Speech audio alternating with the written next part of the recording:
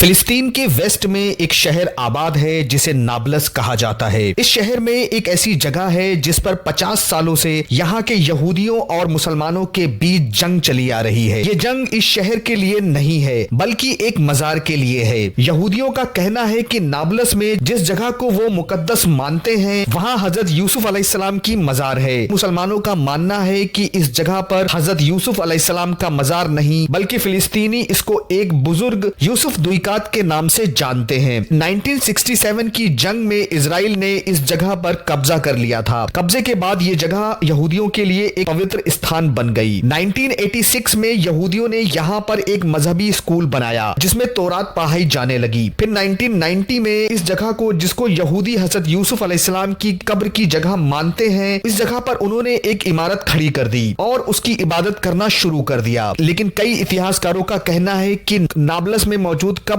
200 سال سے زیادہ پرانی نہیں ہے۔ بہت سے پرانے دستاویزوں سے پتہ چلتا ہے کہ قبر سلطنت عثمانیہ کے دور میں بنائی گئی تھی۔ یہودی اس جگہ کو اپنے لیے انتہائی مقدس جگہ مانتے ہیں جہاں یہ لوگ عبادت کرتے ہیں، لیکن مسلمانوں کے مطابق یہ قبر حضرت یوسف علیہ السلام کی نہیں ہے۔ تو پھر حضرت یوسف علیہ السلام کی قبر کہاں پر موجود ہے؟ حدیث میں موجود ہے کہ اللہ نے ہر نبی کو خوبصورت چہرے اور بہترین آواز والا بنا کر اس دنیا میں بھیجا، اور ہمارے نبی محمد صلی اللہ علیہ وسلم ان سب میں سب سے زیادہ خوبصورت چہرے والے اور سب سے اچھی آواز والے ہیں۔ حضرت یوسف علیہ السلام کو حضرت محمد صلی اللہ علیہ وسلم کی خوبصورتی کا آدھا حصہ ان کو عطا کیا گیا تھا۔ حضرت یوسف علیہ السلام کے قصے کا ذکر قرآن میں موجود ہے کہ کیسے آپ علیہ السلام کے سوتیلے بھائیوں نے ان کو حسد کی وجہ سے کنویں میں ڈال دیا تھا، اور کیسے وہ اس کنویں سے نکل کر مصر کے ایک طاقتور وزیر کے عہدے تک پہنچے۔ حضرت یوسف علیہ السلام حضرت یعقوب علیہ السلام کے بیٹے اور بنی اسرائیل کے پیغمبر تھے۔ آپ علیہ السلام نے نبوت کے ساتھ ساتھ کئی سالوں تک مصر پر حکومت کی تھی۔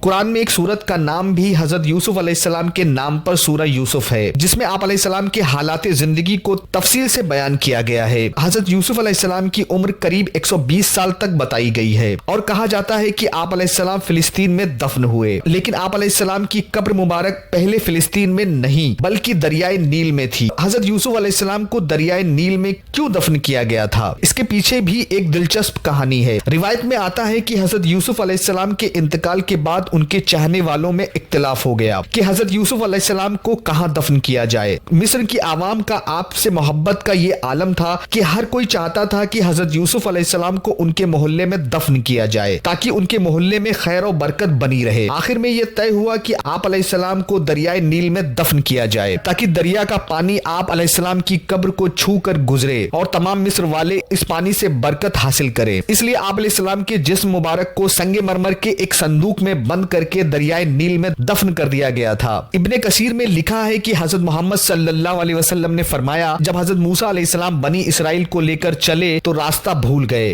بہت کوشش کی لیکن راستہ نہ ملا۔ بنی اسرائیل کے بزرگوں نے کہا کہ حضرت یوسف علیہ السلام نے اپنے آخری وقت میں ہم سے عہد لیا تھا کہ جب ہم مصر سے چلے تو آپ علیہ السلام کے تابوت کو بھی یہاں سے اپنے ساتھ لے جائیں۔ حضرت موسیٰ علیہ السلام نے ان سے فرمایا، تم میں سے کون جانتا ہے کہ حضرت یوسف علیہ السلام کی قبر کہاں پر ہے؟ سب نے انکار کر دیا کہ ہم نہیں جانتے، ہم میں سے ایک بڑھیا کے سوا کوئی بھی آپ علیہ السلام کی قبر سے واقف نہیں ہے۔ پھر موسیٰ علیہ السلام نے اس بڑھیا کے پاس جا کر فرمایا، مجھے حضرت یوسف علیہ السلام کی قبر دکھاؤ۔ تو اس بڑھیا نے کہا، ہاں دکھا دوں گی، لیکن پہلے اپنا حق تو لے لوں۔ تو پھر حضرت موسیٰ علیہ السلام نے کہا، تم کیا چاہتی ہو؟ تو بڑھیا نے کہا، جنت میں آپ کا ساتھ مجھے ملے بس۔ حضرت موسیٰ علیہ السلام پر اس بڑھیا کا یہ سوال بہت بھاری پڑا، تو اسی وقت وحی آئی کہ اس کی بات کو مان لو، اس کی شرط منظور کر لو، اور پھر حضرت موسیٰ علیہ السلام نے اس بڑھیا کی شرط کو منظور کر لیا۔ وہ بڑھیا آپ حضرت موسیٰ علیہ السلام کو ایک جھیل کے پاس لے گئی جس کے پانی کا رنگ بھی تبدیل ہو گیا تھا، اور کہا کہ اس کا پانی نکال ڈالو۔ جب پانی نکال دیا گیا اور زمین نظر آنے لگی تو اس نے کہا کہ اب یہاں کھودو۔ پھر کھودنا شروع کیا تو وہاں پر ایک قبر دکھنے لگی جس میں ایک صندوق رکھا ہوا تھا۔ حضرت موسیٰ علیہ السلام نے اس صندوق کو نکال کر اپنے ساتھ فلسطین لے گئے۔ حضرت اسحاق علیہ السلام اور حضرت یعقوب علیہ السلام کے برابر لا کر ان کو دفن فرما دیا۔ حضرت یوسف علیہ السلام کی قبر مبارک آج بھی ایک راز بنی ہوئی ہے۔ کئی علماء کا خیال ہے کہ آخری پیغمبر محمد صلی اللہ علیہ وسلم کے سوا کسی کو بھی حضرت یوسف علیہ السلام کی آخری آرام گاہ کے بارے میں کوئی بھی معلومات نہیں ہے، نہ ہی اس کا کوئی ثبوت ملتا ہے۔ ان کے ناموں سے جو بھی قبریں موجود ہیں وہ ان کی آخری آرام گاہ ہونے کا کوئی بھی ثبوت نہیں رکھتی۔ حضرت موسیٰ علیہ السلام نے حضرت یوسف علیہ السلام کی وصیت پر ان کے تابوت کو مصر سے نکال کر فلسطین میں منتقل کیا تھا، اس کا کوئی ٹھوس ثبوت نہیں نہیں ملتا اور نہ ہی ان کی قبرگاہ کا کوئی ثبوت ملتا ہے۔ اس میں اللہ کی کیا حکمت چھپی ہے یہ اللہ کے سوا کوئی اور نہیں جانتا۔ اس کے بارے میں آپ کی کیا رائے ہے کمنٹ باکس میں لکھ کر ضرور بتائیں۔ ویڈیو کو لائک کریں، چینل کو اگر سبسکرائب نہیں کیا ہے تو سبسکرائب ضرور کریں۔